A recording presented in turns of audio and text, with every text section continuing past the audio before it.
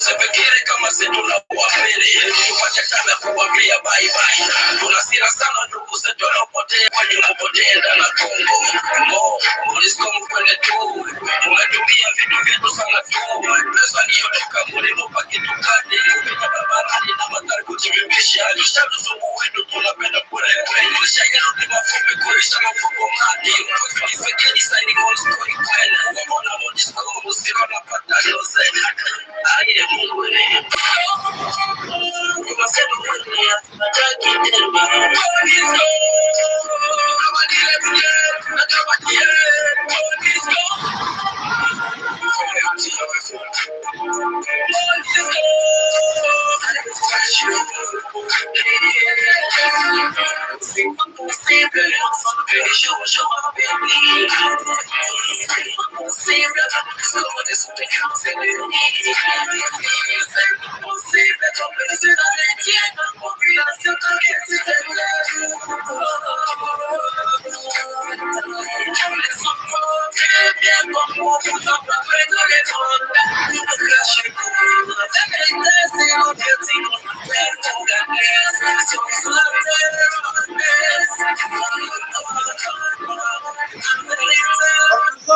MONUSCO nous dérange.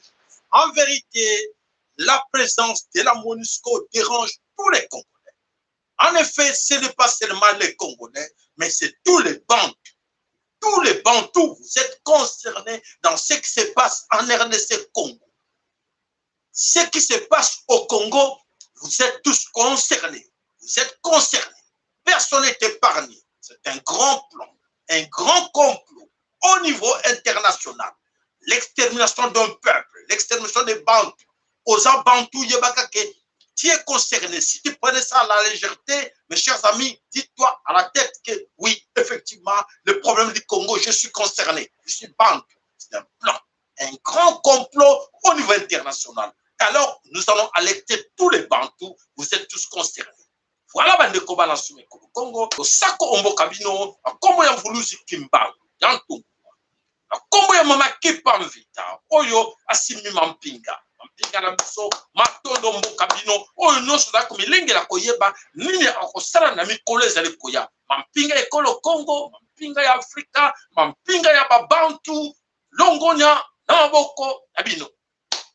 Tobosanite, nzambe oyo apesaka biso makasi mayele pe bwanya, oyo atindaki mvuluzi kimbangu na mabele ekolo Congo, na mabele akachopa, nzambe oyo tobelaka nzambe ya mpungu tolendo topesi matondo matondo azali kobatela biso akopesa biso mayele makanisi mpe bwanya ya kopelela kati na bino mpona koyeba nini tokosala na mikolo ezali koya ya solo eke topesaka mpe matondo na baoyo banso bayaka liboso wana po ete bazelaka attentivement koyeba nini tokosala nini eza koyela biso matondo epa na yo mama Orelisola matondo epa na yo mama bamama Kipamvita po ozali ebele losako epai na bino ya solo ke ba mama ba tata ba oyo bonso ba mesala kona na biso la laka ya volusi kimbango to bino matondo nzambe apambola moko na moko na kati na bino to bosanite kobisa aleko baleki ba tata mama oyo nyonso baza koyeba te bitumba oyo toza nango bitumba oyo toza nango nous sommes tous concernés oyo koloba ke non n'est pas concerné na kanisi aza na siècle de aza komona ana miso komona ma komona te ana matoko yoka mazako yoka te et alors pona ye azali ko vivre lokola soso lokola mbwa lokola ndeke lokola oyo nyonso biloko ebele nzambe akela oyo solo azali muntu na kata mutu na ye ya quelque chose na kata mutu na ye aza correctionné auta wapi alokende wapi na kanisi moko na moko na bino na moment où tu as koloba aza obligé, c'est une obligation et c'est le devoir patriotique que chacun de vous aille pas qu'est-ce qu'il doit faire yo me tuna na koloba teke non to sala nini ko to sala so du tolembi yo luka o sali liboso nini o tuna to ko sala so nini ko banda bitumbo e banda komba we banda o sala nini mama tata ndeko elenge mokolo mobange yo pas comme tuna yo moko na mutuna na kata mutuna yo banda makambo e banda depuis les années 60 obotama na nini oye après mais yebaka dans l'histoire, qu'est-ce qui s'est passé avant? Et tes grands-parents ou tes parents, qu'est-ce qu'ils ont fait pour l'Afrique? Qu'est-ce qu'ils ont fait pour les Congo? Et alors, et moi, naye ko remplacer bango na sima na sali nini mais naza ko mona souffrance e kangami na ngai basi kangami na ngai onu comme kangami na ngai mais bato yo mabele wana za bango te bazo ko tondo na mabele yo wana qui sont ces gens-là? Ils sont des étrangers. Ba étrangers bazali ko mfwa na mabele Kongo bazali ko régner na mabele Kongo yo moko milelo na milelo fala la famille nzala na kati Kongo qui croyait qu'aujourd'hui on allait parler de la famine Nakati au Congo. Plus de 60% des Congolais, des populations congolaises, basent à la famine. Pourquoi yoka? Pas comme mindele basa kolobako. Il faut tous la mindele ba la population tant tolobaka. Ba Congolais ba yoka na bangote. Ba kancha ke toko sa bango. Mais pour le mingi mindele alobe la pino. Pourquoi yoka? Oto bombe le pino. O mindele alobi. Et ko sala bino so ni na mawa. Matonde pas na papa na biso Michael, matonde pas na papa na biso Yeko papa Emmanuel, matondo epai na yo Koko Zarampanda, matonde pas na yo Fayana Maroko, matondo epai na yo mama social na biso, matondo epai na bio mama na biso Véronique Mbala, mama na biso Meje na kati na Angleterre, mama na biso mama oyo nyonso ba mesana kosala quelque chose pour la mêler que le Congo nzamba pambo la bino to bosati mama na biso ana lukwe lusakwe to bosani mama na biso Clémentine na kati na Australie to bosani te ba mama na biso ebele mama ya armée nationale peuple de Congo muta na biso MKN lo sakwe pa ina yo alors na moni roi Midos azana biso wana to moni ki solo bande ko na biso ezali moko na kati na bino ko metuna moto moko to ko interpeller mutute to sambisa motote. Mais lobby, que chacun vous sera conscient de dire que, ah bon, les amis travaillent quand même. Et qu'est-ce que moi j'ai fait? À cette époque-là, j'étais non. J'étais dans les commentaires. Au Sarakini, au Sarakelote. Ngai na jugé ote. Nsabe muta ko jugé. Poko luka na en ce moment-là, on le koye ba Congo et sani pona yo. En ce moment-là, très bientôt, on le koye ba Congo angoto bundela kiango au fond de toi mais tout le monde bundela kiango en quoi? Au Saraki nini? Au Saraka ko se victimiser. Tous zaki na kan ya bato bazara kaka ba isme ba fanatique. O fana quit. O ba bene ko landa politique. O landa ba politicien. Voilà bande ko bana somme ko Congo qui a la solution pour libérer le Congo. Nani azali la solution ya ko libérer le Congo. Ça c'est la grande question d'aujourd'hui. Il y a sur le débat mingi mayele silibango. Oui. Et belé katina biso mayele silibango bayebi soute quoi faire. Bayebi soute basarani. Poete ya sur ba baniko croire ba baniko c'est ba politicien. Ba politicien mayele silibango. Ba politicien mayele silibango. Ba malanda ba politicien pe mayele silibango. Bayebi te quoi faire quoi dire. C'est un carabino bandeko. Vous abonnez massivement sur cette chaîne. Le Laka Yanguluzi Kimba. Bosanto Sabino Kibobo Sanate. Ko s'abonne aussi dans le Laka Kimbangu Congo. Pour avoir ce bas bête biso fimbo. To Kima Kambangu dans le Laka Kimbangu Congo. C'est un carabino TV le Laka Kimbangu Congo. De vous abonner là-bas. To Singa Kalabino de vous abonner encore dans TV le Laka Kimbangu. Le Laka Yanguluzi Kimbangu. Bah like la bino sera un grand plaisir. La solité na komona bandeko. Ba like maman. Vous avez déjà payé wana. Ba like na bino kotia biso takane sengo ce que nzamba bendi yo ata mibale na tango yo ke information na biso na tango transmettre ngo epa bato mibale sur les 4 personnes nous sommes satisfaits tous ali ne sengo ko ba ke message ya Kimbangu eleki message ya nzambe ya mpungu tulendo eleki voilà nzambe ya mpungu tulendo nzapa nzakomba Kongo mungali vidi mukulu Mungu baba Mungu amilele Zambika ungu kalunga apambola moko na moko na kati. Voilà mes chers amis, to komi na suka ngo bilembe bani ko monana. Bato mayele sili bango, bo ngo c'est la ba politicien, bo bango c'est la ke pas même biso pacifiquement bato balimbi. Na bato ngo bazalaki na tête à makambo, ba se sentir gêné, ba komi gêné. Mayele sili bango to promettre ki bango ke mayele ko sila bino.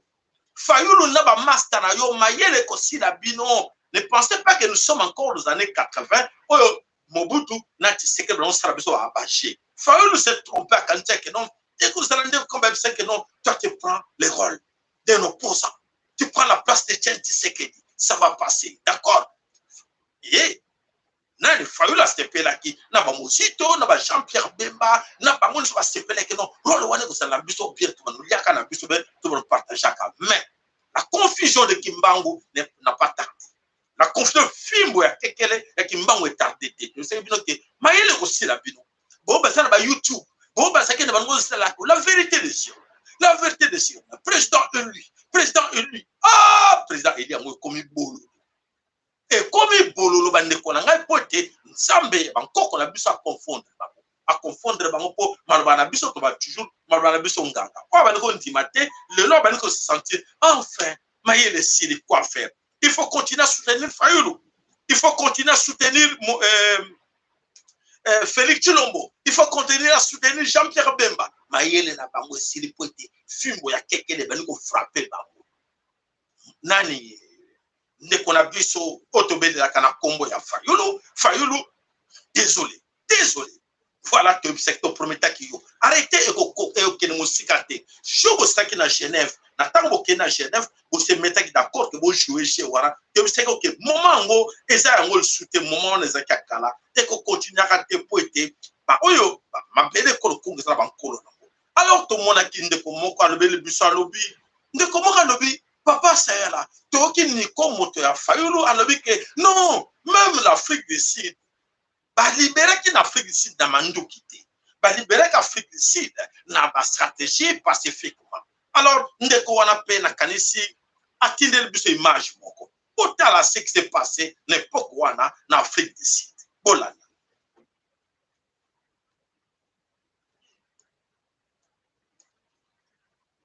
Oyo eleka ki na Afrique du Sud bandeko na kanisi son ezana se me bolanda na bokebi eleka ki na Afrique du Sud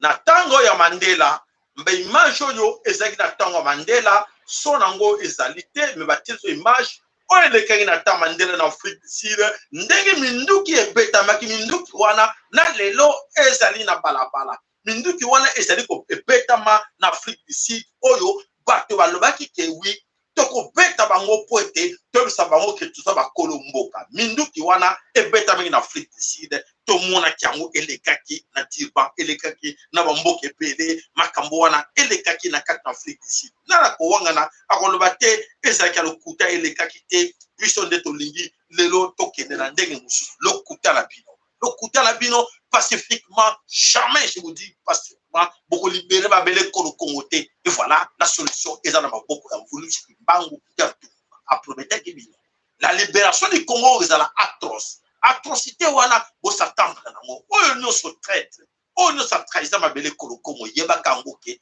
oko za fimbo ya voulu Kimbangu voilà Mayele Sili bango tokota na milili oyo to promettre que bino na mokona lelo ezali ya grave ezali ya kunginda partout tolanda na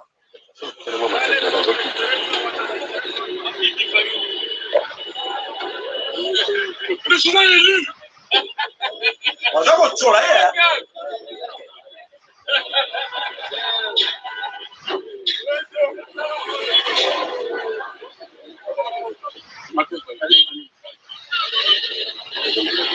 Komboze ya biso, mabele ya bakoko. Musa kusaka na biso te. Okotaki Tshisekedi te, okotaki Fayulu. OK? Amoni yango lelo, amoni. Légitimité ezali awa, ezaka na ye te. Il n'a pas de légitimité. Pourtant que nous comme côté, donc on soit bon pour le Mboka. OK? Pacifiquement. Talao so bon. OK.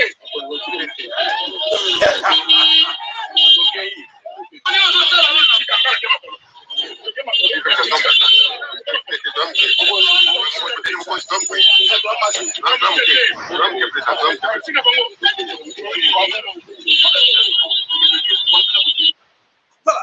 Mayele Sili bango basala nini baza koyeba te nini basala.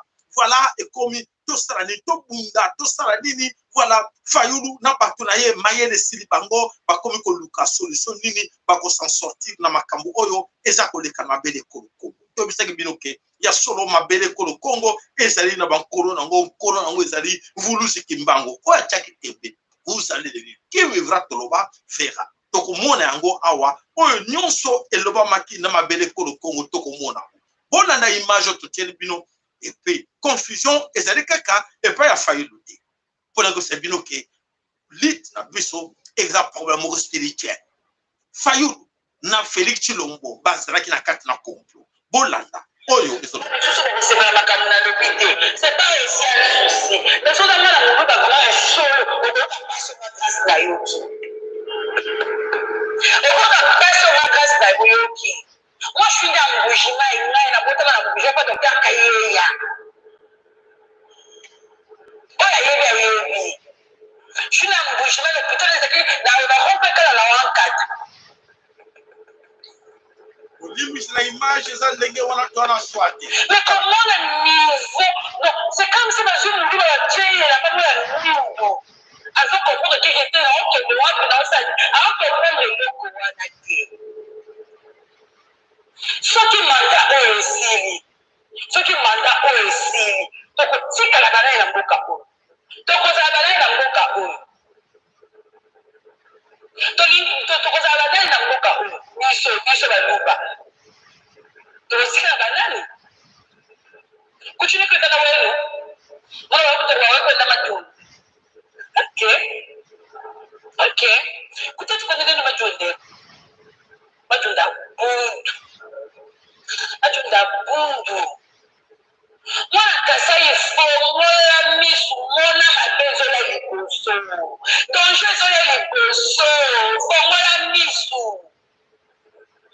Fais-moi misou. Et moi, grâce là maintenant, là, d'accord, avec la piste, la personne, la que non, au pire, ça me on va peut-être que je pouvoir tenir la piste raison.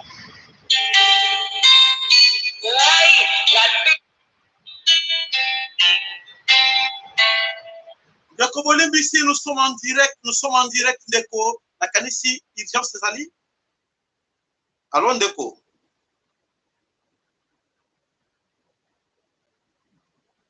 Nous sommes en direct. Merci papa. Ok. Olembisi. Ok. Merci. Voilà Ndeko bana somme ko le Congo bolanda na boke.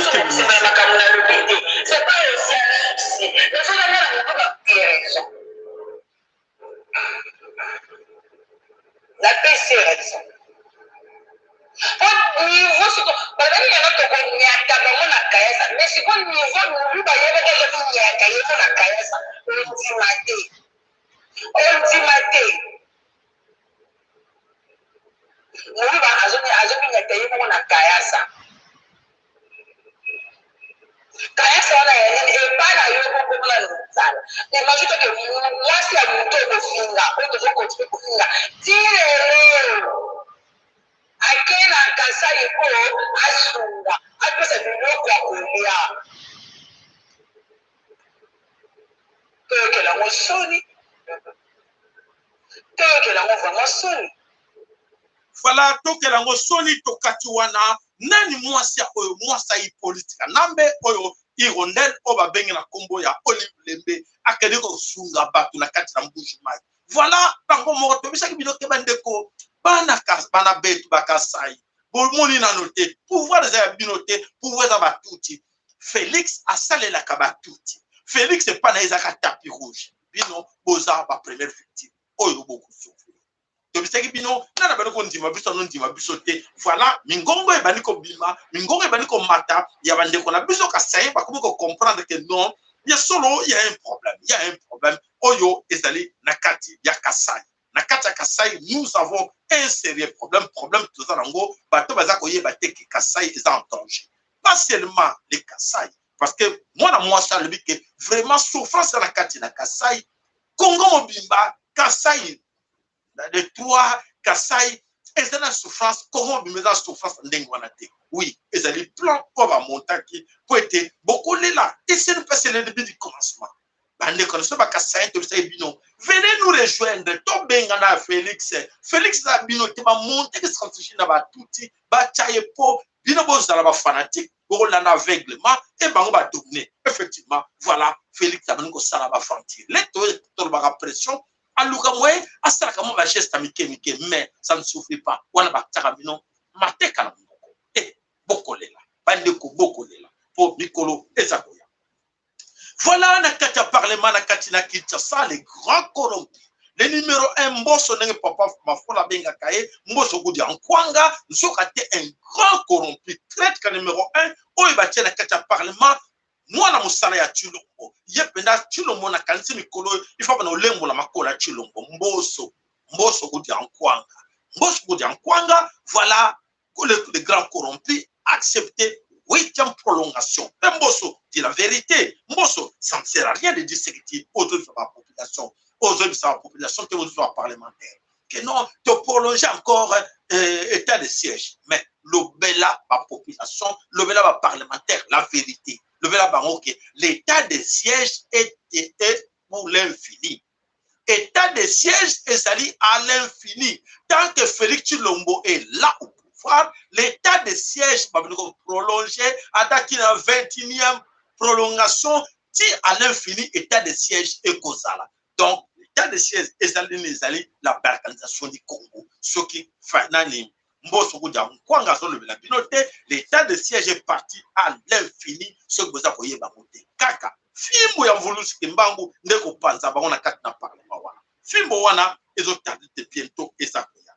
Et voilà, aujourd'hui, oyo toza koloba ke bato balingaka ba population te balingaka mbongo na bango, voilà, bazo côté distraction na bango. Fayulu et ses amis baleki balobi oui, biso toza prêt kokende encore na aventure. Les aventures de Fayulu et Mosito continuent. Fayulu et Mosito va tenter encore chance pour le 29 septembre. Le 29 septembre, pacifiquement, nous allons récupérer le Congo et l'État, la vérité de Zirne. Pacifiquement, la vérité de Zirne est Koyebana. Ah, papa, Fayulu, tu perds ton temps. C'est la perte. Donc, on a le Fayulu a bani kolela. Ayo, toke Fayulu a le bini. Ah, Azo regretter le silence, il y avait diplomate, diplomate na kati ya mboka Congo. Silence wana, il y avait diplomate, azo regrettango. Mais nous allons rappeler à Fayulu. Fayulu, tu te souviens encore quand tu as pleuré en 2018? Quand tu as pleuré, Leïla, nous sommes ici, Leïla, nous sommes ici bombardés. Fayulu, tu as pleuré, non? Et ça ne suffit pas, tu connais les aventures. Fayulu, où allons-nous avec ces aventures que tu es en train de faire? Parce que la vérité est connue que c'est la mafia, la grande mafia. Ce sont des idiots qui ne comprennent pas parce qu'ils te suivent. Mais Moto Amayele va dire que c'est la grande mafia. Ça ne sert à rien de suivre. Fayulu, Azakolia et Longo na Félix et Tshilombo. Azakolia et Longo pour parce que c'est une obligation. Oyo, multinationale, obligé que Bango, Basala, Moussala Wana, Poete, Bakosaka, Bakongolais. Bakosa bakongole tiwapi toza kolanda bango po ete mayele na bango pe ekosuka na moment moko boye bakoye basusu nini bakosala te po ete toyebi ke nyonso baza kosala ekosimba te. Alors bandeko tolanda audio vidéo. 27 300 000 personnes souffrent de la faim en République démocratique du Congo. Un chiffre alarmant du PAM, le Programme alimentaire mondial, qui fait de la RDC le premier pays dans le monde présentant le plus grand besoin d'assistance dans ce domaine. Presque aucune province n'est épargnée par ce phénomène d'insécurité alimentaire aiguë élevé selon le PAM, qui précise également que cette crise ne touche pas que les milieux ruraux. Les villes sont également concernées, tout comme la capitale congolaise, Patient Ligodi. À Kinshasa, par exemple, plus de 1,5 million de personnes affichent un besoin d'assistance humanitaire. Selon les données récoltées entre février et juillet 2021, les communes de Massina, Matete, Njidi, Ngaba et Ngalema sont particulièrement touchées. Dans les autres zones urbaines, les communes de Bumbu et Kimbantseke à Kinshasa et les villes de Kindu, Beni, Kananga, Kalemi, Mbujimai, Uvira et Gebena sont également en situation de crise. Le PAM parle de la phase 3 de l'IPC, le cadre intégré des classifications de la sécurité alimentaire. C'est l'avant-dernière phase avant la famine dans certains cas. Les principaux facteurs d'explication de cette insécurité alimentaire sont notamment liés, selon cette agence de l'ONU, aux effets de la pandémie du Covid-19, qui a provoqué la perte d'emploi et des revenus des ménages et la hausse des prix des denrées alimentaires en raison de la fermeture des frontières. Faisant la cérémonie de présentation de ces chiffres, Apollinaire Delosso, directeur de cabinet du ministre de l'Agriculture, a pour sa part souligné l'urgence pour le pays de développer la production agricole locale. Passion Ligodi, Kinshasa, RFI. On part dans l'est de la RDC. Voilà, démagogie, mensonge. La crise, la famine en RDC Congo ne frappe pas les Congolais avant même Covid. Arrêtez de trouver des arguments pour se défendre, pour dire que Covid est une crise alimentaire ou la famine. Les Congolais souffrent depuis la nuit du temps. Les Congolais souffrent de la famine.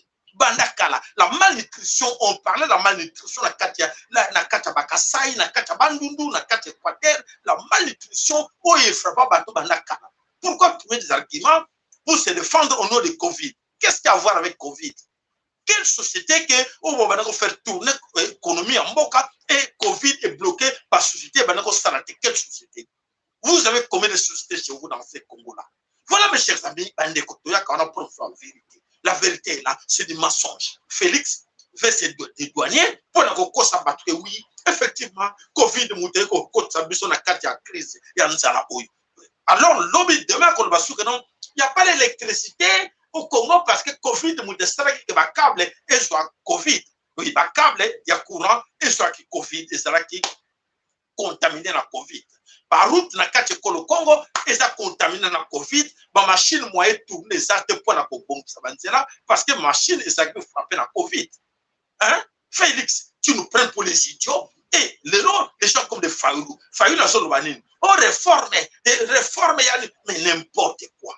Allez-y trouver l'argument qu'il faut à la place, mais arrêtez de mentir les Congolais. Aujourd'hui, les Congolais vont à Katina passe. Qui croyait, qui peut accepter que pays le corps à Congo? Congo est alimenté, le monde entier n'a minéré. Le monde tourne, l'économie du monde tourne grâce à l'RDC Congo. L'économie à Mokili, ils ont tourné, l'industrie, ils ont tourné, alimenté, nous sommes tournés grâce à la minéré à Congo. Comment vous pouvez expliquer aux Congolais qu'aujourd'hui que non, Congo, ils sont frappés dans la famine. Congo, ils sont en mine. Congo, ils sont en avion. Congo, ils sont en route. Congo, ils sont en transport en commun. Franchement, où allons-nous? Et c'est que vraiment, quand je vois des intellectuels s'exprimer pour défendre Fayoulou, on va jouer un rôle d'opposition, je regrette. Il faut retirer vos diplômes, il faut retirer vos titres académiques, parce que ça sonne pour vous. Vous devenez des fanatiques aveugles, vous ne savez pas quoi défendre. C'est triste, c'est la honte. C'est la honte. Vous avez votre peuple en erreur, au lieu de dire que non, laissons ces histoires de politique. Laissons ces politiciens parce que qui profite dans cette politique? C'est l'homme blanc qui profite. Qui profite dans ma stratégie au Nyon sur Fayoulou avec ses amis. Quand on accuse Fayoulou, parce que c'est Fayoulou qui joue l'opposition, on sait ce qui s'est passé dans la carte à Genève. Aujourd'hui, les multinationales profitent parce qu'ils sont en train de nous distraire. Parce qu'ils ont choisi les gens. Ils ont choisi Félix d'être au pouvoir. Ils ont choisi Fayoulou d'être dans l'opposition pour distraire les Congolais. Mais nous, les Congolais nous-mêmes, surtout des soi-disant intellectuels congolais, vous n'avez pas honte. Quand quelqu'un me dit là que non, laissez Fayoulou tranquille. Fayoulou, on va les laisser tranquilles tant que les gens meurent de faim. On va laisser Fayoulou tranquille quand dans sa province, les Bandundu, les gens meurent de faim sans qu'ici, Bampagne n'a pas tout. Où en sommes-nous? Où en sommes-nous? Vous êtes toujours comme ça, les aveugles, et vous ne savez pas que vous défendez, ce que vous défendez, et demain, c'est vos enfants qui vont souffrir. Parce que ce que Fayoulou est en train de créer avec Félix Tshilombo, c'est vos enfants qui vont souffrir demain. C'est la continuité, c'est là où nous allons vous juger que, on pensait que ça ne nous regardait pas. Et voilà, là où nous sommes arrivés. Des côtés c'est réaliste. Tout le monde là où nous allons. C'est pas la question de la connexion, comme on a marqué toujours pour te se positionner auprès de Fayoulou, dans se positionner auprès de Félix, je dois dire quoi? Félix est le meilleur. Fayoulou est le meilleur. Moïse Katumbi est le meilleur. Jean-Pierre Bembe est le meilleur. Mais j'oublie. Je ne fais pas d'analyse. Je ne sais pas quel pas dans l'angaï, parce que moi, je suis positionné aujourd'hui auprès de Fayoulou, auprès de Félix Tshilombo, auprès de Moïse Katumbi, Mais et mes enfants, demain, ils seront dans la même position que moi. Vos enfants, vous, demain, ils seront dans la même position que vous.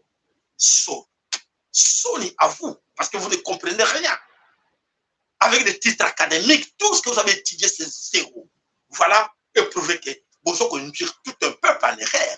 Et demain, nous allons voir qu'est-ce qui va passer en RDC Congo, parce que vous êtes en train de faire, et les autres qui en profitent, parce que les autres qui en profitent, qui va créer, qui va passer un rôle de jouer, bino nyonso, naba pasteur, naba nani, voilà, moka Congo koma, carte avec des images comme ça. Et des pasteurs et des nani créent leurs enfants à devenir demain des serviteurs Yabanza. Ou bien même ça parle que non, votre avenir, il faut travailler, il faut étudier, il faut apprendre des choses qui vont rendre bénéfiques. Mais non, voilà comment ils apprennent à leurs enfants qu'est-ce qu'ils vont devenir demain. Donc, c'est la continuité. C'est la continuité de ce que nous voyons aujourd'hui. Et ça, c'est le cas. Dans ma belle école au Congo, par ignorance, les gens continuent à vivre ces aventures. Voilà, Bandeko, Banasome Kolo Congo. Voilà, Fayoulou, va porter Fayoulou plainte. Bandeko, langa, je m'excuse. Bandeko, isme, bazana simawana, lokola, Nsoto, Eboya, Ndondo, Alobi, laissez Fayoulou tranquille, s'il vous plaît, merci. On va le laisser tranquille parce qu'il est engagé dans une politique sale, une politique de distraction. Comment on va le laisser tranquille? On ne peut pas le laisser tranquille parce que c'est notre avenir. Fayoulou joue avec l'avenir du peuple congolais. Fayoulou joue avec l'avenir de nos enfants. Comment on va les laisser tranquilles? On ne peut pas les laisser tranquilles. Si on les laisse tranquilles, lui, il avance. Il avance pour ses enfants, lui. Et les enfants des Congolais. Tous les autres, qu'est-ce qu'ils vont faire? Leur éducation, leur avenir. C'est quoi? Eh ben, de couteaux, non, parce que c'est Isme, tu vas écrire n'importe quoi. N'écris pas n'importe quoi, s'il vous plaît. Voilà, Bandeko Banasomi Kolo Congo, Ndeko Mora Bengi Nakansi, il y a une intervention. Alors, Ndeko, tous en direct, il y a une intervention, vous voulez intervenir par rapport au sujet ou bien tout continue?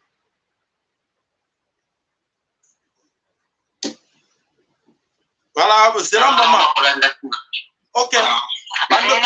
naloba moke mpona nde ozoloba mpona kongo toza na pasi toza na mawa mpona kongo toza na mibali te bango nyonso bazotuta tona oyo bakende bauniversité na kongo toza na bazoba ya dernière qualité ya mibali toza na baopposant te toza na batu te toza nde na bazoba na babela kongo na bao bazobetela kindomo maboko nga ayebisaka batu butu oyo bayokaka wa te kindomo na fami na ye baza bandeko na biso te okoyeba esika kindomo na fami na ye bauta baye wana batia bango bayo baza bakasa ye kilo bokoyeba esika bauta na fami na ye mokoto kolibere kongo mondela aza zoba te ayebaki eloko nini amemaki Tshisekedi wana mpona nsima nini makambo nini baoya kosala mpona mabele na biso nazoyebisa bato butumo kilombo baza bakasa ye te bayebi bisika bauti na ye na mama na ye na fami na ye bayebi esika bauti bakasa ye nyonso baza nsima kilombo babetaka maboko tour na biso lebe bokosimba mitu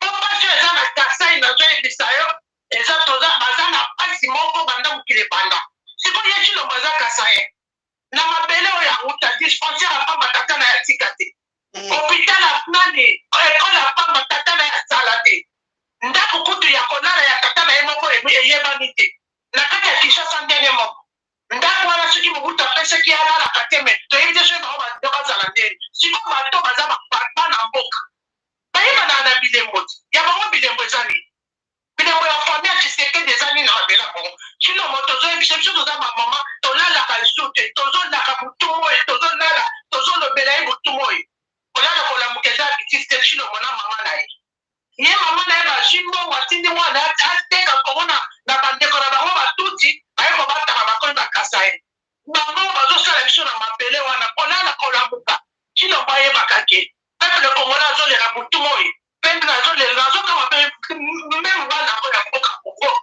parceke modele bozomona boyebona bozala na nsima baopoza yo nde ozolala nzala kwaino kino babalalaka nzala te okotelema te biso bakongole toza bato moko tokoki kobelela lisusu nzambe te nzambe esalisaka non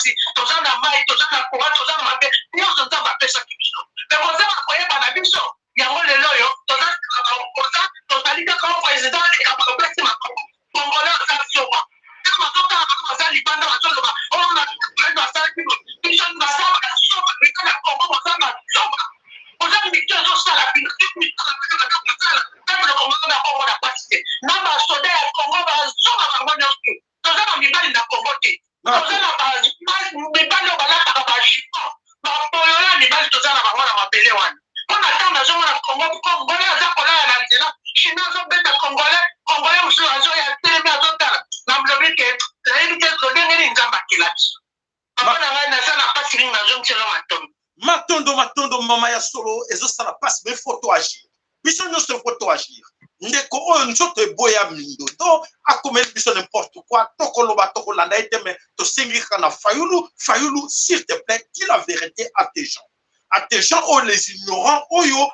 bato oyo bayebi na bango la vérité te lobela bango la vérité ya cop na bino na yo na fayulu na ba 8 na Félix oyo bakende na kati na Genève fayulu lobela bato vérité ndeko alu totikela fayulu tranquille to s'apprendre na Félix Tshilombo mais Félix Tshilombo travaille avec fayulu.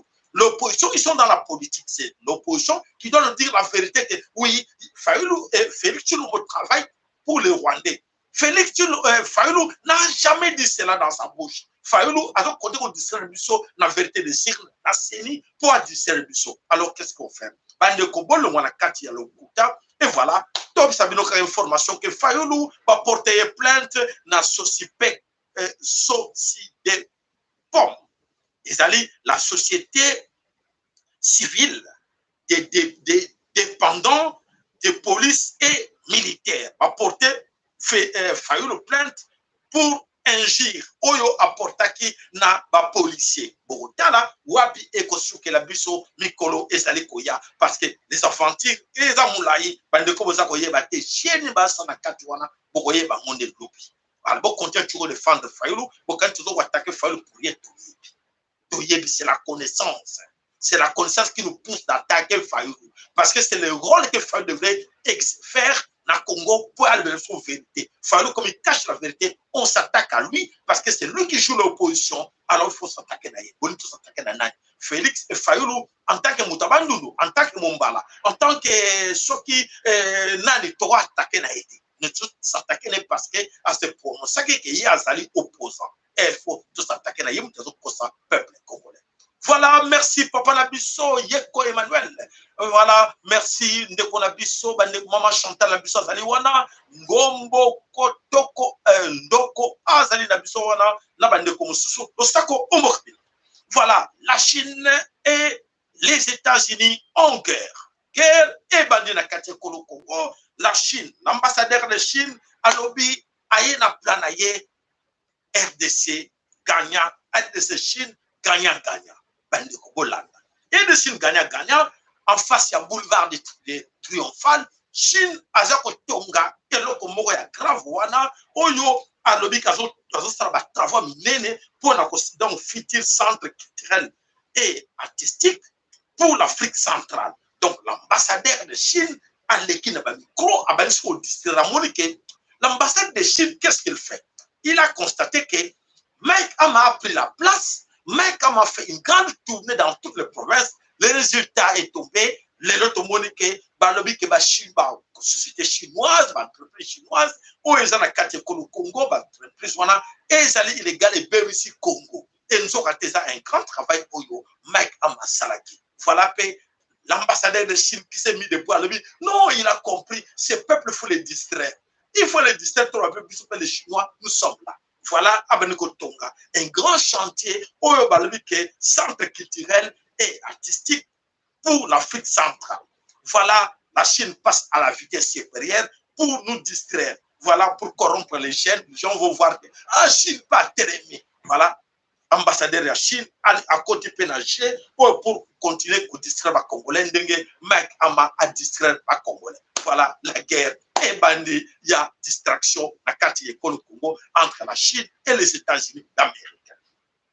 Voilà les sociétés qui exploitent illégalement en RDC ou la société minière aux exploitées dans la carte RDC. La liste est sortie. La liste est sortie, il y a ma société, 6 entreprises chinoises citées na kati ya liste wana, mais il n'y a pas d'entreprise américaine na kati ya eloko wana. Kaka, ba chinois bat bazo ko travailler, bazo exploiter illégalement na ba minerai ekolo Congo. Bat bazo ko kama or. Mais voilà, ambassadeur Mike Ama akende ko tambola ou akende ko tambola effectivement pour sortir les résultats que nous voyons là. Donc c'est-à-dire que match ni kwata ezo le kanabele ko Congo. Yo Congo za koye bango.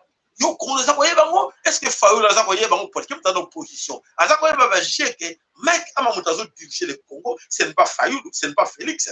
Aye bien quoi, lever la bino te. Aza ko banga Mike Ama. Voilà tout de suite nous déjà que voilà Mike Ama a saraki tourné dans la province épinée dans le Congo. Voilà les résultats là.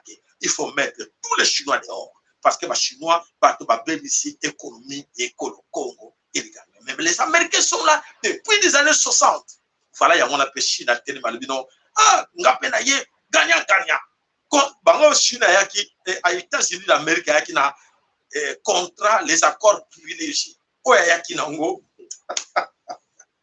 Franchement, le bon maman le vit vraiment Congo, ils en ont passé, batamaye les bazate na Congo. Kaka ba distraction bande konangai, kaka boso kon ba slogan. Slogan wana zo produit kwa la Congo et le Congo te et ça y a passe. Slogan mususu bimé par la Chine. Oui. Et ba accord gagnant entre la Chine et le Congo. Gagnant va gagner. On peut vivre ya ko 4 pour que ayebi que tout ça soit yelete to kaka ko balobaka. Voilà bandeko bana somi ekolo Congo la MONUSCO et l'ONU va célébrer qui va hommage ya Dan Ahmad Koch oyo secrétaire général ya Nations Unies oyo abambamaki na avion na kati ya mabele ekolo Congo oyo 60 ans passés. Voilà l'ONU va célébrer va hommage na ye pour rendre ye hommage oyo akufaki na mabele kolo Congo oyo akwaki na avion. Et ça n'enseigne pas, il continue toujours les aventures. Tout ça comme on a lelo Leila a se sauvaki swing, a se sauvaki akiba a soba million akeda. Leila a soba million akei. Lelo oyo Keita a eu le sous pour gagner des milliards, des millions na mabele kolo Congo baroké. Ah, total. Où allons le secrétaire oyo babengi na kombo ya oyo nani moto Anthony Getler tozoko ayebi teke ndeko na ye moko akufa na Congo pona makambo ya Congo ayaki pe na Congo pona la paix lokuta la paix. Et voilà ba célébraki hommage na ye na kati ya oni na kati ya ekolo Congo. Voilà bandeko tozako continuer pour te servir qui a solo oyo zo yela bango bazako yeba teke danger ce que la bande poso baza ko yeba na bango bazo kataka ki biso tozo ko revete bango baza ko pour lobby pas ko vivre yango na mabele ko le Congo oyo eko yela bango to landa en image extra budgétaire. C'est une session que tout le monde attend. C'est une session qui doit nous permettre de pouvoir mieux travailler la sociale de tout ce que la population attend. C'est pourquoi nous allons tout faire de façon que nous résoudrons, qu'on résout la problématique qu'attend la population de la République démocratique du Congo. Je pense que vous tous vous savez ce qui s'est passé. À ce moment ici, vous-même, vous savez, on vient de déposer le projet de budget. C'est à ce moment-là, lorsqu'on doit traiter ce projet-là, qu'on saura qu'est-ce qu'on pourra faire de cette sociale qu'attend la population de la République. Pour cette question, je n'ai pas vraiment à vous dire, parce que ce n'est pas nous, les honorables députés, qui bloquent le processus des remplaçants ou bien d'emplacement des animateurs de la CENI. C'est aux confessions religieuses qu'on a donné cette tâche de pouvoir choisir quelqu'un qui pourra répondre à toutes ces préoccupations. Il a bien dit, vous l'aviez bien écouté, il a dit tout le projet. Il y a cela qu'on a Est-ce que bandeko faut-il lolo na Congo tous la bataboye va sauver Congo va lutter ba loi va voter ba loi pour sauver Congo parce qu'on est parlementaire.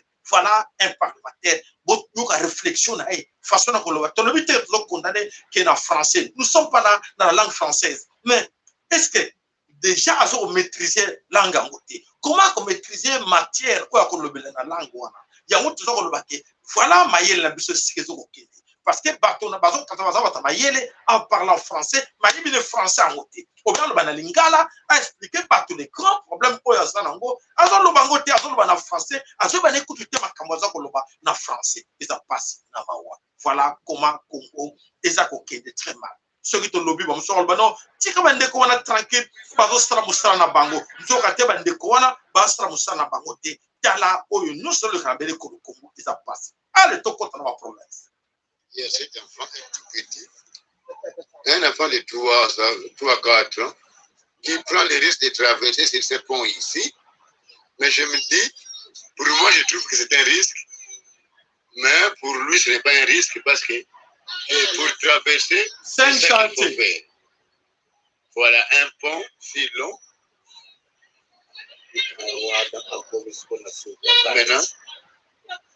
Maintenant là, il y a la grande sœur, il y a Malembe quand va Bingla quand il y a Malembe, quand il va combattre Beni, Malembe.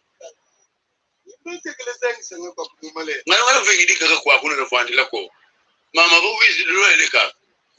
Ba wulu butile tsoba kati na baba lu sabu kidia. Mama wizi. Vous comprenez comment elle va si vite là où moi je ne peux pas passer. C'est compliqué. Là c'est la petite. Voilà, c'est compliqué. Voilà la situation que lobby quand on parlait aux gens qu'il y a solo Kabila yaki wana pour distraire les Congolais, en le baki ba slogan et puis les 5 chanter modernité. Mais 5 chantant go banda ba gangati et loko mo le kakité. Lelo bande comme souffrance akoloba. Non, boza ko monate. Museza ko salama. Tokin de ko mo interview moko na nini asoko le belande ko ne musufa lobby. Non, bo attaquer biso te boza ko monate. Tout ça tout. Vous avez maintenant la paix. Bozana lelo démocratie za na kati ya mboka. Le président ya congolais na kati ya mboka tout ça qui va umuta sous esclave ya ba touti mais incroyable quel raisonnement quelle réflexion quelqu'un na kati ba groupe na bango comme ba groupe moko bidon na kati ya ba réseau azoli la montre que non vous ne voyez pas ce que nous sommes en train de faire quoi pour ça nini et là on va ça les actes aba tout mais montre-nous un peu qu'est-ce que vous ça là il y a le oh mais regardez quand même aussi observez que les lots posant dans la paix na kati ko le Congo. La démocratie est là, l'état de droit est là. Franchement, ça passe namba ou bande ko na biso ya solo lobby et ko boko futa makamo bozo sala na kati ma pele ko le Congo. Boko futa. Eza musikate boko futa. Voilà bande ko balance me ko le Congo ya solité tolo bakato ya kawana pona ko beta mbela ko bisa bande ko na biso oyo eza ko le kama be na kati ko le Congo. Tola. On a reproché à Lumumba son intransigeance, sa radicalité, son idéalisme même. Mais depuis que lui et d'autres Africains de sa race ont été assassinés, les autres dirigeants, les traîtres pour tout dire, que le colonisateur nous a choisis, n'ont fait que tourner l'Afrique en bourrique. Peut-être que Lumumba avait raison, lui qui disait « Sans la lutte, vous n'aurez rien ». Aujourd'hui, la Chine s'est lancée à la conquête de l'Afrique. La Chine sait pertinemment bien ce qu'elle veut. Mais je ne sais pas si on peut en dire autant de l'Afrique. Quoi qu'il en soit, si je devais plaider pour les générations futures, je dirais ceci aux dirigeants africains. Ce n'est pas parce que la Chine a toujours, tout le temps, l'argent pour tout acheter que vous allez tout lui vendre, maintenant. Monsieur le Président du tribunal de l'histoire, de ce tableau sombre, il reste quand même une note de satisfaction pour l'Afrique. C'est la croissance démographique. Oui, nous avons peuplé le sol. N'en déplaise à ceux qui nous trouvent déjà trop nombreux. À ce propos, le Japon, par exemple, compte 120 millions d'habitants pour un territoire de 300 000 km, soit près du double de la population de la RDC pour un territoire 7 fois plus petit que le nôtre. Mais on ne leur fait pas des leçons. On ne leur fait pas de leçons. J'aime cet argument de Rousseau. Quand on reproche à Jean-Jacques Rousseau d'avoir abandonné ses enfants, Rousseau dit ceci. Pardonnez-moi, madame, vous dites qu'il ne faut pas faire d'enfants quand on ne peut pas les nourrir. Pardonnez-moi, madame, la nature veut qu'on en fasse, parce que la terre produit de quoi nourrir tout le monde. Mais c'est l'état des riches, c'est votre état qui prive aux miens le pain de mes enfants. Voilà. C'est pour vous dire qu'aujourd'hui, la famine qui frappe les Congos aujourd'hui, c'est un plan. C'est un plan satanique. Détruire les Congos. Qui détruit les Congos, ce sont même des frères congolais, des sœurs congolaises, qui détruisent les Congos sans le savoir qu'ils travaillent pour les autres. Le lot, c'est que se passe au Congo. Bon, ça va non, ces questions d'organisation ne sont pas organisées. Vous n'êtes pas organisé. Vous travaillez pour qui? Vous, intellectuels congolais, vous, politiciens congolais, vous travaillez pour qui? Quand on leur pose des questions pareilles, ça va argument. Oh, mais non, mais moi, je suis politicien. Moi, pourquoi à quoi c'est de faire la politique? Et quand on a besoin de écran, avec des Français, avec pour distraire les Congolais, pour leur dire qu'ils sont doués, pour parler français, mais dans leur tête, est-ce qu'il y a la matière? Quelle matière il y a économie, quelle matière il y a technique, quelle matière il y a santé, quelle matière il y a à sauver la population. Aujourd'hui, les Congolais, ils frappé la famine. Ils ont sonné. Ils ont sonné dans mon kilo. Voilà, Mandeko, tu as vu, peuple, défendre la réalité de ce qui se passe au monde. Mais est-ce que la réalité, c'est ce qui se passe au monde? Puis, c'est toujours l'andango, toujours qu'on se prendre en charge pour lutter contre Bola. Regardez en Afrique australe, ils ont commencé à attaquer là-bas. Aujourd'hui, on nous envoie des Afghans en Afrique. Dans cette histoire d'Afghanistan, j'ai vu des gens bavarder. Vous n'avez rien compris. Les talibans, qui a créé les talibans? C'est les services secrets pakistanais. Qui a créé? C'est eux qui ont créé les talibans. Le capot des talibans, le chef des talibans, il était en prison au Pakistan. Qui l'a fait libérer? Ce sont les Américains. Ils l'ont télétransporté. Ils vont tenir cette zone-là dans un chaos permanent pour pouvoir continuer à la voler, à la piller. Et ceux qui sont là-bas, ces talibans qui se disent musulmans, c'est pas des musulmans, ça c'est une secte satanique, une hérésie de l'islam. Comme les gouvernants d'Arabie Saoudite, du Qatar, des soulats, des drogués, des gens qui vont à but, à l'enfant, le roi du Maroc, qui n'est rien d'autre qu'un cheval de Troie. Voilà la merde qu'ils ont installée dans le monde arabe et la merde qu'ils ont installée dans le monde noir pour pouvoir continuer à dominer le monde. Faisons une profonde réflexion et voyons comment nous devons réussir, nous, Africains, ensemble, aux Arabes, aux Occidentaux, aux Asiatiques, à combattre cette cabale internationale. Prochainement, je vais vous expliquer le rôle de la Chine dans tout ce qui est en train de se passer dans ce monde-là. Si vous ne me voyez pas en ligne, c'est pas simplement parce qu'ils ont bloqué tous mes comptes. Non, c'est... Voilà. Voilà quand les autres réfléchissent comme ça, mais attention, je vous mets en garde déjà. Les lois, c'est que se passe dans le Congo, on a la légèreté. Des leçons, c'est que se passe dans d'autres pays, dans le Mali, vous savez aussi, ce que Félix est en train de faire aujourd'hui. Alpha Condé, à Salakango, comme Kabila, à Salakango, comme Batebele Bazo Salango. Mais, conséquence, aujourd'hui, dans nos photos, il y a Alpha Condé avec des magistrats de la Cour constitutionnelle, Nakatia Guinée. Qu'est-ce qu'ils ont fait? Bateau au Mona, Nakatia Guinée avec Alpha Condé. Alpha Condé a monté un coup d'État, a sur le pouvoir. Mais ce n'est pas fini. avec ces gens qui ont participé dans la fraude, qui ont participé dans la grande mafia. Aujourd'hui, ces magistrats de la Cour constitutionnelle, aujourd'hui, question de créer les magistrats de la Cour constitutionnelle qui ont validé le 3e mandat de Alpha Condé, restituer leurs véhicules de fonction et le passeport du président de la Cour constitutionnelle confisqué. Alors, voilà ce qui s'est passé, ce qui se passe actuellement dans Kati Yanini. Donc, Tobaye na pouvoir, lelo na Kati ya Guinée, botoli ba passeport, il y a ba oyo nyoso ba magistrat constitutionnel, on va venir comme ça, c'est à vous. Vous allez alerte pour vous, les grands corrompus comme Mbonso.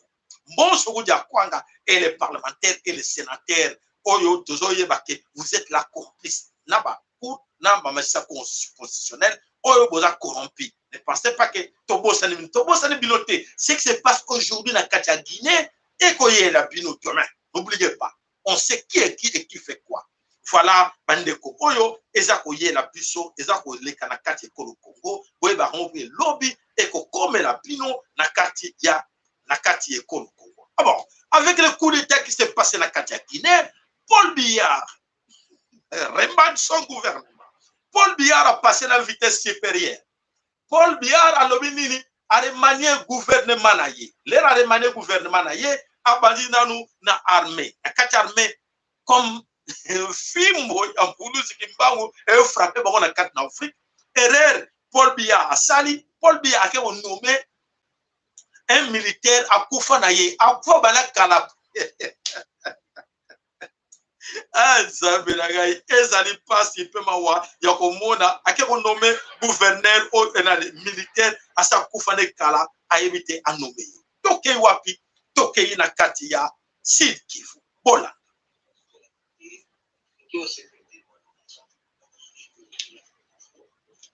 kama tuko hapa tuseme kweli na kwenye kulikuwa uongo tutoshe ili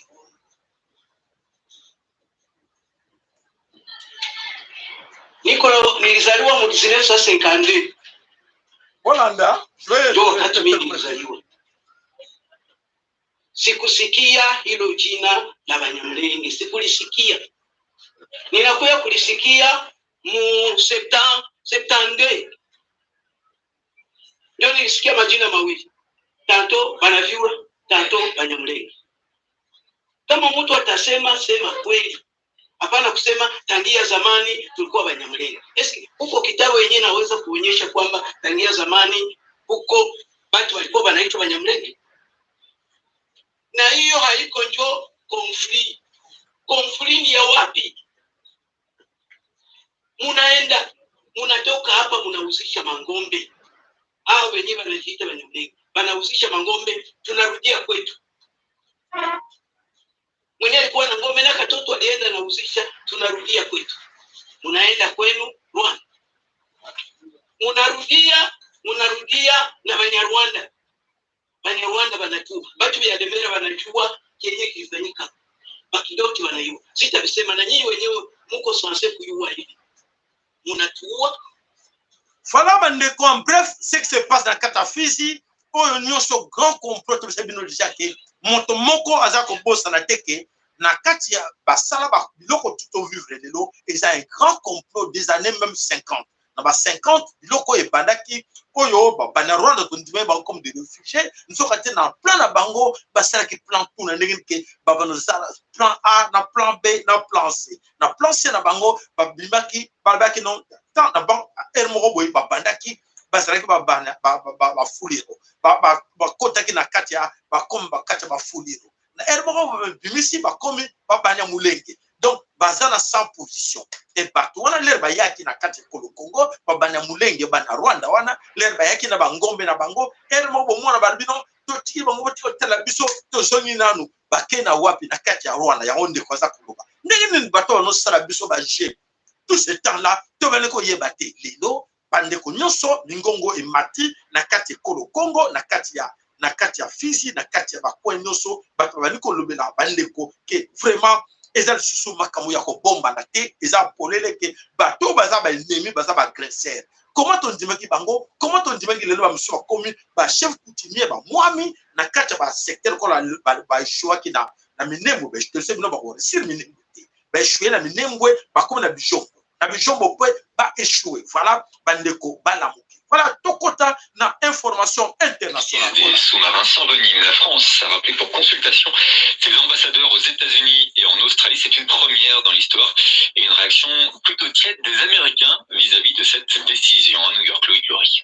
Les États-Unis regrettent le rappel de l'ambassadeur de France. Les mots sous couvert d'anonymat sont ceux d'un responsable de la Maison-Blanche. Nous resterons engagés, dit-il, pour résoudre nos différends avec Paris, comme nous l'avons fait à d'autres occasions au cours de notre longue alliance. Face à la colère d'un partenaire historique, la première puissance mondiale semble indifférente et multiplie ainsi les déclarations sans grande portée. La France est un partenaire vital des États-Unis dans la zone Indo-Pacifique, disait notamment jeudi le secrétaire d'État américain. Quant à Joe Biden, comparé à Donald Trump par le chef de la diplomatie française, il ne s'en préoccuperait pas tellement, assure la porte-parole de la Maison-Blanche. En rappelant ses ambassadeurs, la France toutefois prend ici une décision inédite, mais cela ne devrait pas avoir la moindre conséquence à Washington où les autorités sont bien décidées à suivre leurs propres intérêts et à se concentrer sur leur bras de fer avec la Chine dans le Pacifique. New York, Loïc Lory, France Info. Bonjour Hubert Védrine. Bonjour. Vous êtes diplomate, ancien ministre des Affaires étrangères entre 1997 et 2002. C'était alors sous le gouvernement de Lionel Jospin, président également de l'Institut François Mitterrand. Hubert Védrine, qu'est-ce que ça veut dire rappeler consultation? Ça veut dire que la France marque le coup qui est inacceptable, dans la forme notamment. C'est une décision brutale, presque grossière.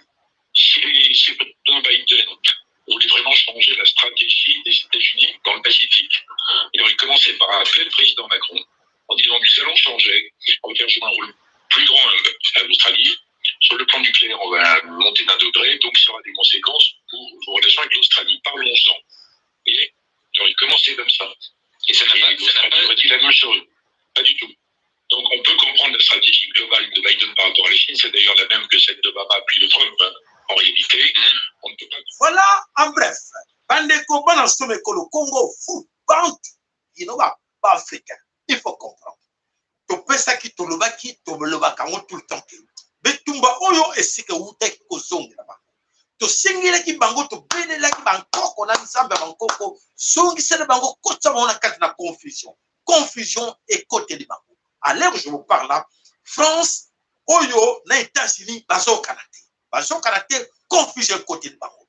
Alors, confusion côté de bango. Et qu'est-ce que nous devons faire, nous? Vous voyez que les États-Unis d'Amérique utilisent la France pour détruire l'Afrique.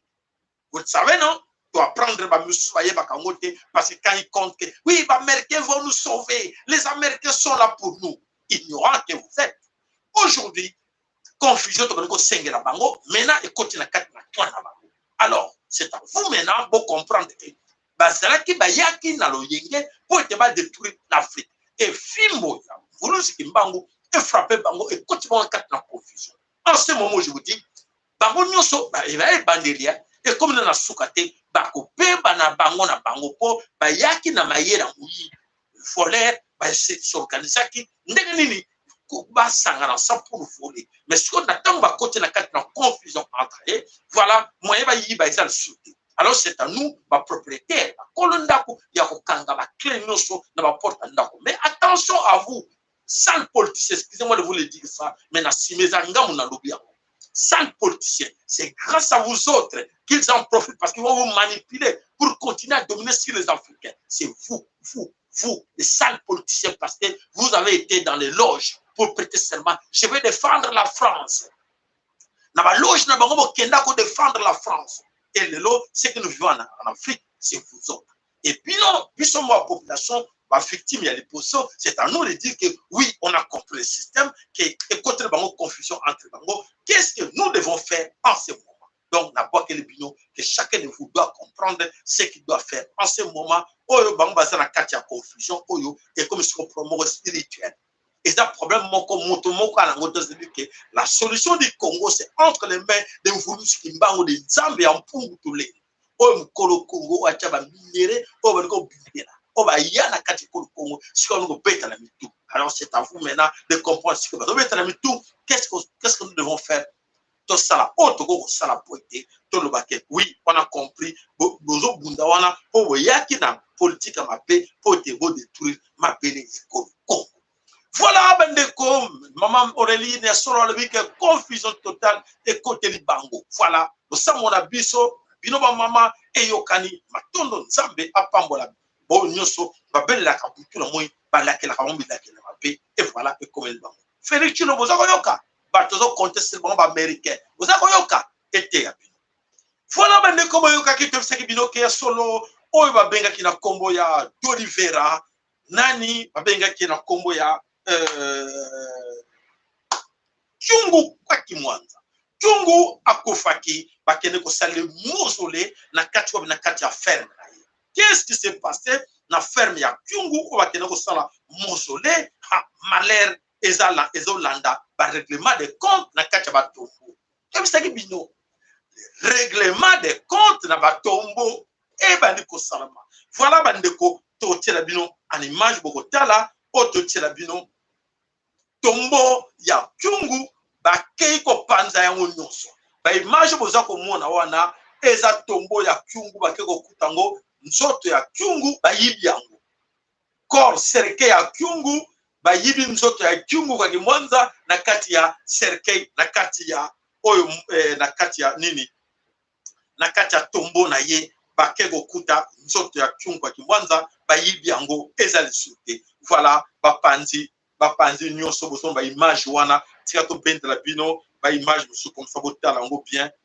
Voilà bomoni wana cercueil ya Chungu na kati wana nzoto ya Chungu ezali sute ba yibi yango banani ba yibi yango ezali ba règlement des comptes parce que Chungu afinga ki batu babilulu Félix Chilombo asali semblant ya koloba ke Chungu azande kona ye Chungu azali moto ya ye nzoka te bango préparer surprise. Et voilà, le corps de Chungu, ezali sauté, ba yibi yango, ba panzi, cercueil, ba panzi, tombeau, ya Chungu, nyonso, ba yibi corps, ya Chungu. Donc, par règlement des comptes, elandi moto, na kati, ya libulu, ya cimetière, corps na ye, ezali sauté, ba yibi yango.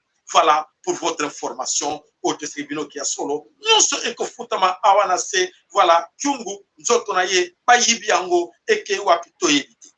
Voilà, bandeko, élément. À la présidentielle, après sa candidature municipale, au régional et au sénatorial, le Bézois se voit à l'Élysée en avril prochain pour mener une France citoyenne. Oui, c'est une grande première dans l'histoire politique de la France. Un Noir postule à l'Élysée. Il s'agit bien entendu de Gildas Vira, français d'origine congolaise, président du mouvement socio-politique appelé La France Autrement, né il y a 4 ans, et à la tête de l'association humanitaire École de l'Espoir de France, qui a ses antennes à travers l'Afrique. Gildas Vira a foulé le sol congolais où il entame une tournée africaine.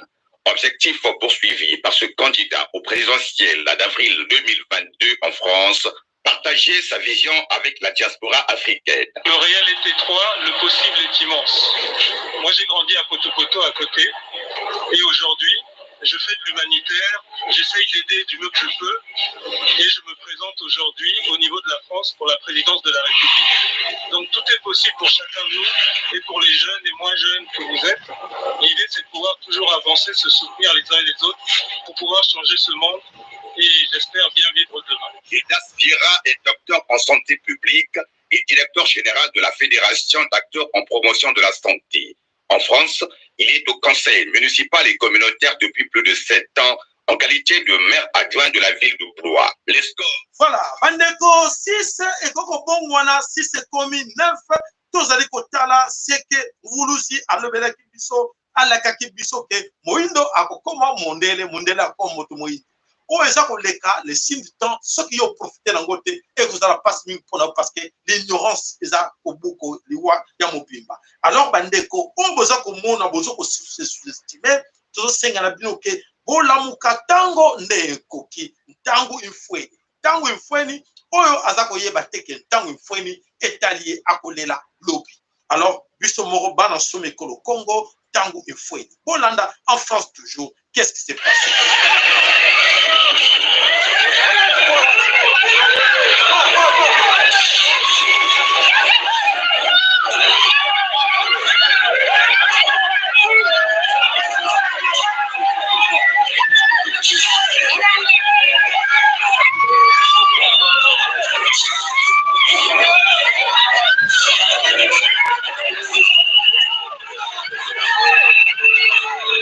Voilà bitumba bole komona wana ezali ba vacciné na ba non vacciné na kata France ba bandi ko bunda po ete baluka oyo balingi ba oyo te kan oyo bamoni ba wana misusu kombe ennemi na bango bo bazwaki mangwele voilà na oyo bazwaki mangwele te bazali ko bunda. Voilà papa mafolo na kanisi ozako na biso na kanisi oyo oza numéro na biso na kanisi poko ko benga na sima papa mafolo. Alors bandeko toza koloba tango tolobaka tutaka mai na monoko te esala pona intérêt na yo ndeko na biso kanti ke toza mondi bayini naza mo ngai naza ennemi ya Fayulu te naza ennemi ya Félix te naza ennemi ya ba pasteur te naza ennemi ya ba congolais nyonso te mais nazali ennemi ya oyo alingi Congo te oyo alingi Congo te ngana ye tokoko yokana te ngana ye toko bunda bitumba oyo parce que mvulusi ya bisingana bana ko lobela bina. Alors oyo aza mon ennemi ya mvulusi oyo alingi Congo te ye bakaki aza monguna na nga a monguna ya Congo a monguna ba be na Congo a monguna ba bantu wana ngana ye toko yokana te toza be wana na déclarer ngo ouvertement pa mafolo maloba omboka Papa Sayela losako epai ozali losako bandeko bamama Congo bela Congo na pesi losako na Congo ya Nzambe Congo nikakomba losako na Congo ya mvulusi kimbango mama timpa vita na bakoko nyonso na pesi bino mbote bino bamama en tout cas nazana esengo pona bandi koyoka mengongo ya bamama mosusu babandi koyeba miso bandi kofungwama bazalaki miso kokanga na lolenge ya molimo ekangama ingeta bakafere ya solo akambo ezokoleka awa ezali oyo mvulusi kimbangu bango batanga ye prophète mvulusi kimbangu aza prophète te ye azali principe donc anosaka makambo oyo ekoya ya liboso na kokende na deux aspects mpona nalobela makambo ya Fayulu na batraître oyo nyonso aspect politique Papa Lumumba alobaka le colonialisme que nous venons d'enterrer aujourd'hui c'est 30 juin. Non, le néocolonialisme qui vient de naître maintenant sera beaucoup plus terrible, meurtrier que le colonialisme que nous venons d'enterrer. Biso moko nde toza kokaba mboka na biso ayo kokabisa lobi il nous faudra d'abord combattre les ennemis internes otosilana na baennemis externes olobi likambo mpenza onyati Fayulu Chilombo nyonso bazokobilakisa ambongo baennemis interne na biso bazokotia baantene ekende liboso amaike hama akota soki baenemi banguna na biso ya kati tosilani na bango me bandeko na biso bazokomprendre te olobi makambo ya intellectuel baza bachaku bankusu c'est-à-dire azokotia makambo na motu nayebi te bamiko mayengele batoki bamosusu wana bazolanda Fayulu Fayulu il s'en fout nyonso wana azoseka na ye ayebi na ye kokende esika te bino bamama bokangana na Fayulu bolimbisanga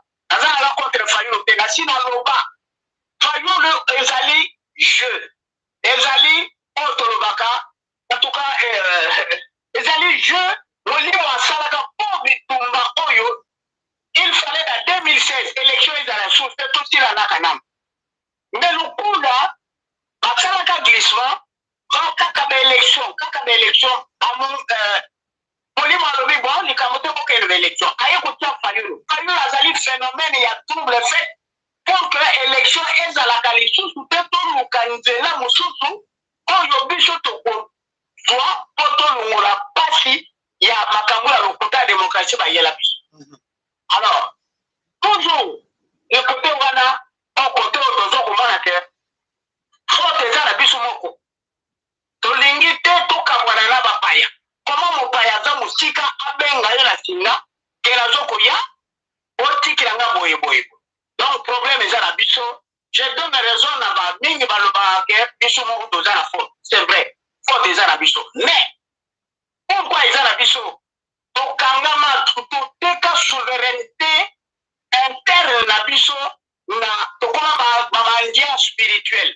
Bamandia spirituel na ba pasteur na ba tolibanda. Un pasteur bondela ponanga pona zo musala nazo libala.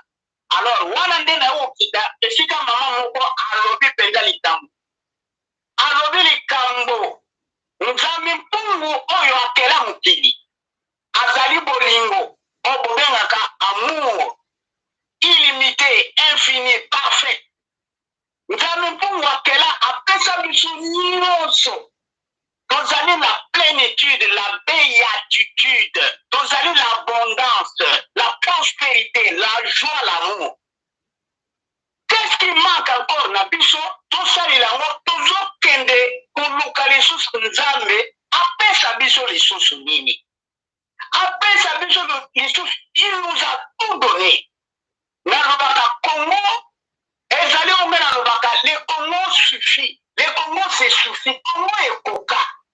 Mais t'as la chocolat, Congo ekoka. Mais biso moko non, toujours comprendre le roi te.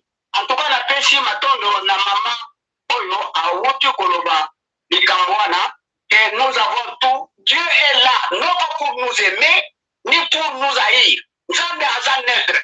Apesa biso nyonso. Biso moko nde na mayele oyo apesa biso na nzomo tozo lokuta libanda nde tozo mona pasi.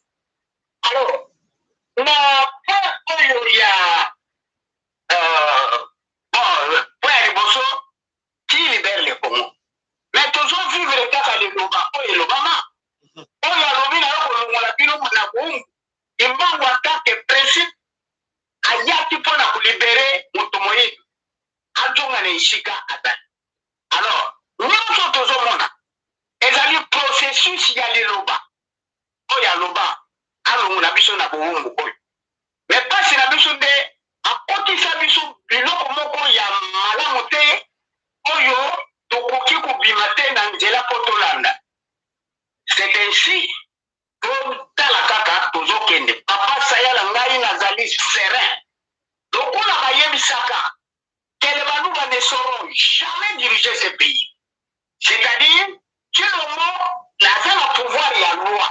Loi, on a regretté, de toutes les façons, bon, comme c'est cette loi-là. Et la fille vient de... Si wana, pas ma follow.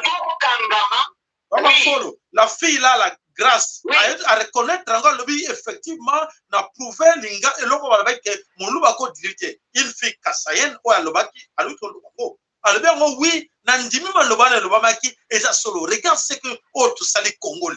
Regarde, même ils m'ont regretté. Et puis, ils ont franchement, il ne fallait pas toujours pouvoir. Regarde, même Bissomoko, Tobanoko Niata, même Bissomoko Bandekona, Bissomoko Baluba.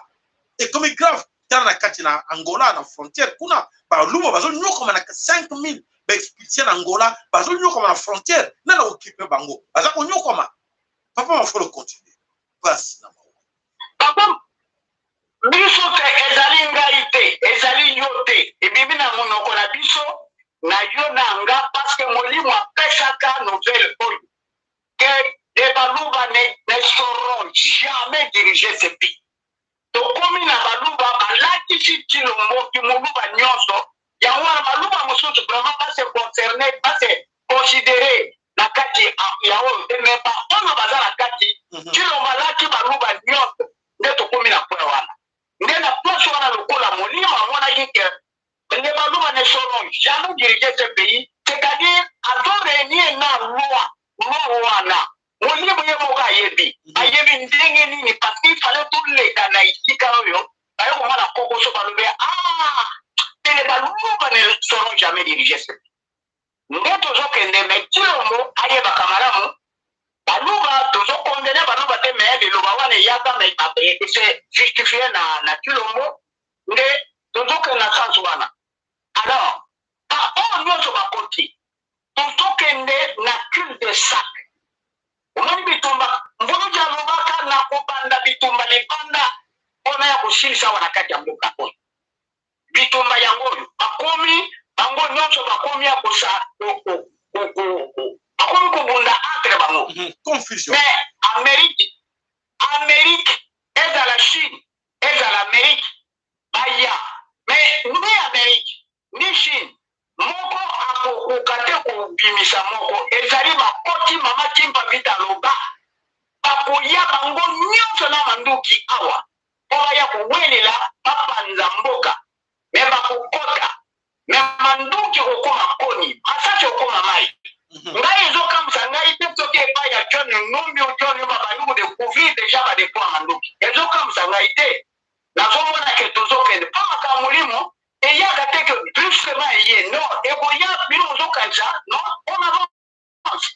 on avance me baaméricain na eloko oyo nakolinga otindela ngai nani cérémonie ya dagle macho nakosala yango commentaire na audio lobi na déclaration ya RFI nakotrake bango bayeba bien ke tokomi na bitumba ya vis-à-vis bango tokoyoka bango tokotanga bango eloko moko te soki baza mibali atika manduki atika propagande ya lokuta totala na mbunzu ya muntu balingi nini epa na biso tolingi nini epa na bango mais tokotala tozokende papa sali tozokende ntina soka bandeko bamama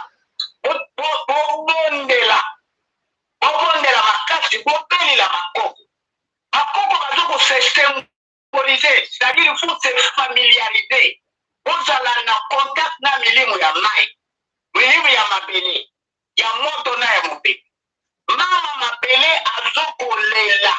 mabele azokolela lokola bazokonyokola ye obondela makasi tozala familiarize na 4 éléments tobenga baélément wana ezali milimo oyo ezokobakela biso ezomema biso ntina na lonungi c'est-à-dire tokomi na suka bakomi na confusion bango na bango na lwani kuna bazokolela na mali bazolela balobi okola bafrance nani bamalien basengi ke barusse baya armée russe ya koepole bango alors bazolela ke totinda basoda na biso kuna awa barusse bakoti kuna biso tokokende wapi sikoyo omoni ndenge bakomi il faut aller mpo bango bazala na économie makambo ya nzala oyo il faut bayebaka malamu nzala oyo nzoloselema balobaka na ye aposaka te ke biloko mo ekokufa omo esi ekufi nzala ekokota mais bana bakobanda kolia ata moke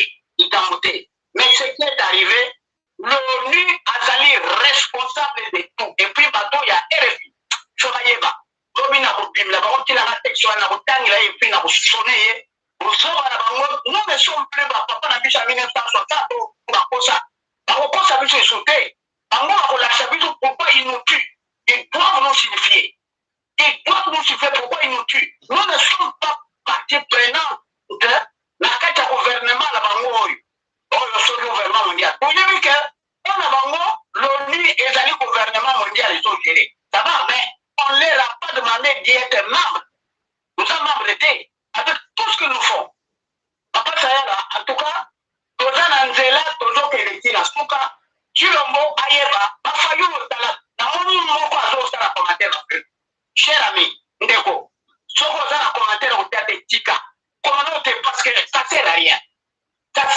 ya kosala bacommentaire na fayulu on vous a dit fayulu ya kosalaka eloko moko te tala ridicule sikoyo il se fait d'utiliser bazoseka ye bino bokanzi baélection ozala tokotala soki baélection na mboka wana ekozala soki bozoyeba te polisi kombango lelo na mpoto amona na bino ayebisa bino pense na ye eza nini mpona mboka wana papa sayali na koma mvoluseke mbango mama Kimpa Vita adunisho maloba engeta matondo papa mafolo ingeta nzambe bankoko na biso apambola yo Voilà, bandeko bana somme que le Congo, effectivement, na moni ba commentaire, il y a beaucoup parmi vous, na moni vraiment qu'en tout cas, ba bonne la biso nyoso, ça va pas pour la bino soloke, ma yele ça n'a pas na bino makasi.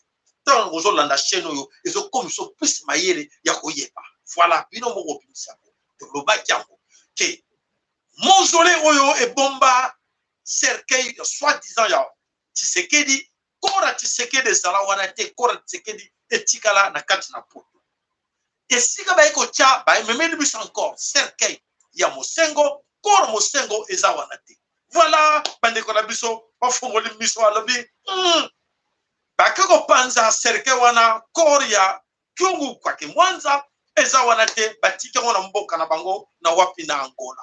Et eza mboka na biso, mais faut le biso vérité pour ne ko kosa peuple, pour ne ko kosa batu, to le bakike de le vera préféra que ko kufa na Angola pote aleka ki na Angola.